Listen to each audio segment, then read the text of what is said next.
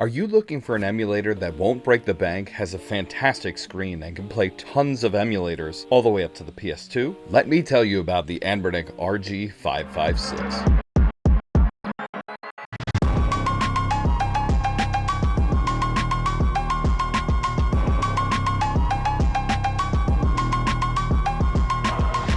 This is the glassiest and fanciest looking screen I've ever seen on a small handheld device, but there's one glaring issue. Before we get into the new Anbernic device, we are giving away another device to one of you subscribers, so make sure you're subscribed and check the community tab to see who's won. And we'll be giving away a Retroid Pocket 3 Plus that's been modified by me. We like to give away a device every time we do one of these before you buy videos because my basement is full. There's no more room. I'm in my laundry room. There is no more room. And since there's no more room, let me tell you about the Anbernic RG556. The colorway I have here is the blue translucent. It has a 5.48 inch AMOLED screen, which is 1920 by 1080 HD, a Unisoc 820 processor, a quad-core Mali G57 GPU, 8 gigs of RAM, 128 gigs of storage, comes with Android 13 on it, has Wi-Fi, Bluetooth 5.0, some fantastic speakers, and a 5500 milliamp hour battery, which lasts about 8 hours, give or take what you're playing on it.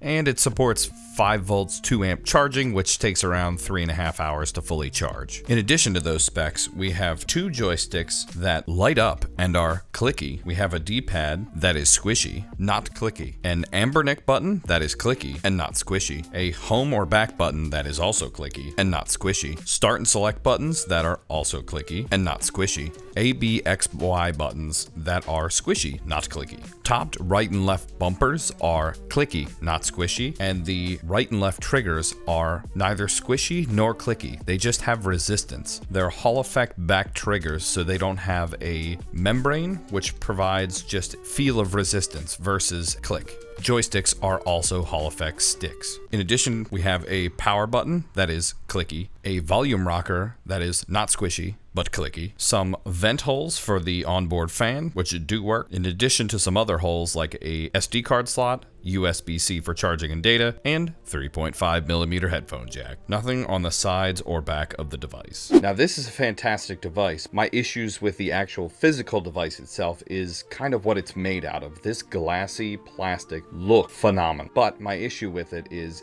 fingerprint magnet. Just having this and playing with this, I noticed that it has just got a grease all over it versus any other handheld I use. Not because my hands have changed or are super greasy, it's just because for some reason this one holds on to fingerprints more easily than other plastics. Now it looks fantastic, and that gloss you can see right through to the PCB and all the cool stuff on the inside. But for me, it is too fingerprinty, even though it looks spectacular. In addition to that, I've noticed the joysticks are just a little too small for me on this device. The Retroid Pocket 4 has a taller joystick that just makes longer gaming sessions, which you're going to want to be doing on this device, way more comfortable. Even though the grips on this are phenomenal. The speakers fire in the perfect direction. They fire down your arms versus anywhere else, so they kind of hit the bottom palm of your hand and shoot back up at you, which is perfect. This is the only time I've seen a handheld shoot sound downwards and it not just be completely intelligible. But those are minor gripes.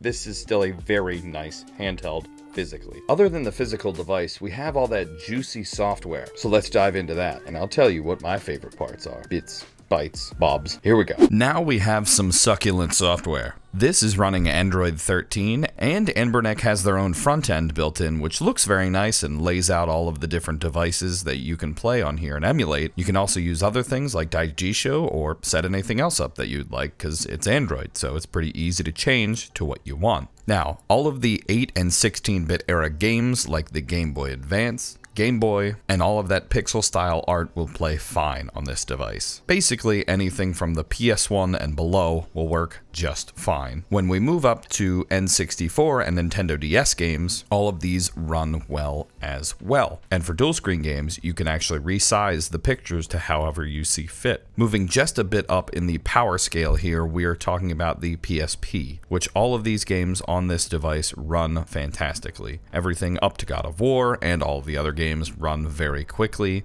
and you can choose between each backend to get whatever game running exactly how you want it. Moving on to GameCube and Wii. You can run some Wii games here, but this is definitely going to be hit or miss, where the GameCube collection is a lot more broad. So anything that is 30 FPS and below, native on the GameCube, will run just fine, and other games that were more demanding will require a little bit more, but this system can handle quite a bit of the GameCube collection. Moving on to the PS2 collection. While I was able to get a lot of these games to run, I did have some issues with different backends per game. PS2 library here, where while you can play a bunch of different games, it's going to be down to what games you're trying to play that may be different power levels that play differently. I was able to get Devil May Cry 3 here working on a different backend than it originally launched on, thinking that it didn't work very well. Once I switched the back end, I was actually able to get plenty of frames and play through this game quite well. Another positive to the software here is that it's Android, so all of your streaming services will work fantastic on here. Preferably Xbox Game Pass. It runs just fantastic on here, and with the 1080p OLED screen, it looks spectacular as well. Now, Anbernic put a bunch of different things into this system, which is actually very helpful. So what I mean by things are different settings in the Android overlay that they added on that really do help out the comfort when you're playing. So being able to switch in the settings between Nintendo Switch or Xbox layout in the overlay button on the device versus having to do that mapping wise is very nice. Also throwing in their own light controls and a few other different pieces of software like we showed earlier just really makes this experience a lot better than stock Android on a phone. The software is fantastic. Everything on Android here is running perfectly fine.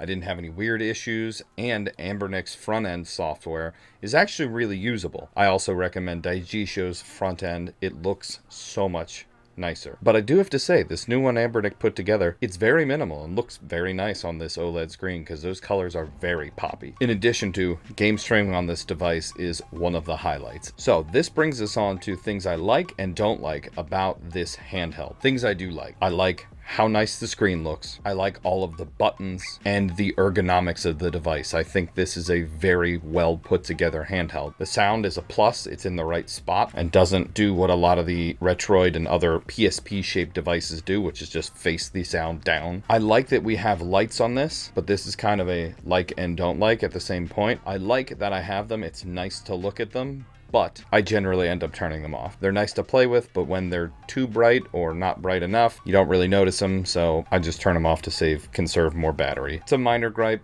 I like how they look. When you're filming it, it looks phenomenal. I'm probably taking product shots. It looks really cool. But for the translucent one, it just kind of bleeds light into everything, so it's kind of hard to see. Now, I have noticed I actually like it more when I run it at the lowest setting, so it's kind of just a dull ambient light versus a in-your-face light. It's going to be subjective to whatever you like as a gamer. Person? Aesthetics? I don't know. It's okay. Now that we're into things that are okay, let's move into don't likes. I don't like the finish on this device, even though it feels fantastic and takes photos fantastically. It is a pain in the ass to keep clean. I've noticed that it just soaks in fingerprints, like I've said before, and it's just dirty. This device looks dirty all the time when you're using it, and you have to just constantly wipe it down to make it look nice again when you put it back on your shelf or into your bag. My other gripe for this device is the joysticks. The joysticks are not big enough, in my opinion, for a device this size.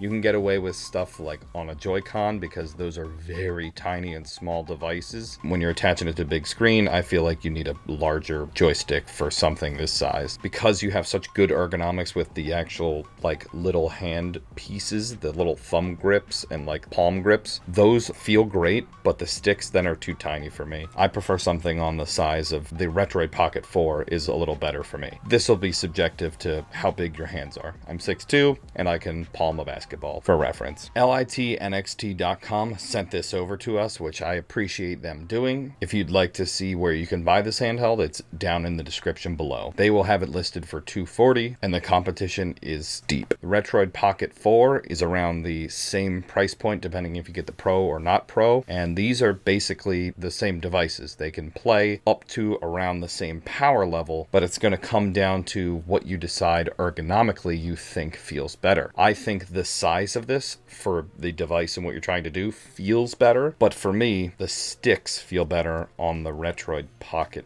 4. So that's kind of a toss-up. Not really sure because I like the screen on this device more than the Pocket. You also have the Ion Neo Air if you can get a hold of that for a lower price. That also has an OLED screen, and I do actually have that one in for review, but it had some glaring software issues that needed fixed before I did the review. That's coming soon, later down the road. That's also in this price category and competition. Now, if you're looking for something to play old retro games, and that's pretty much it. If you're playing anything from PSP and below, you can get a Linux-based handheld for a lot cheaper. It won't have a nicer screen, and it won't have Android to be able to do a bunch of other stuff, but you can get away for a lower price around the under $100 mark if you're trying to find like the PSP replacement. Now, if you're looking for something like a streaming handheld for PlayStation, Xbox, Steam, Game Pass, any of that stuff that you can stream to handhelds now, which is fantastic, this is a great contender. I'm summarizing that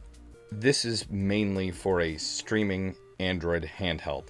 It also plays all the way up to the PS2. So this thing gets a lot done in the category and department of gaming. If you're interested in gaming, interested in more Anbernic devices, or a big competitor, the Steam Deck, but not in the same price category, take a look at these videos because there are so many of these devices coming out and I honestly can't keep up. We're going to be doing a Steam Deck video next, comparing every model that's come out, and if you get the absolutely modded model. Till then, take a look at these videos. They're free, they smell free, but they don't smell good. I don't know how that works, but it's a mystery. It's very much a mystery. Goodbye.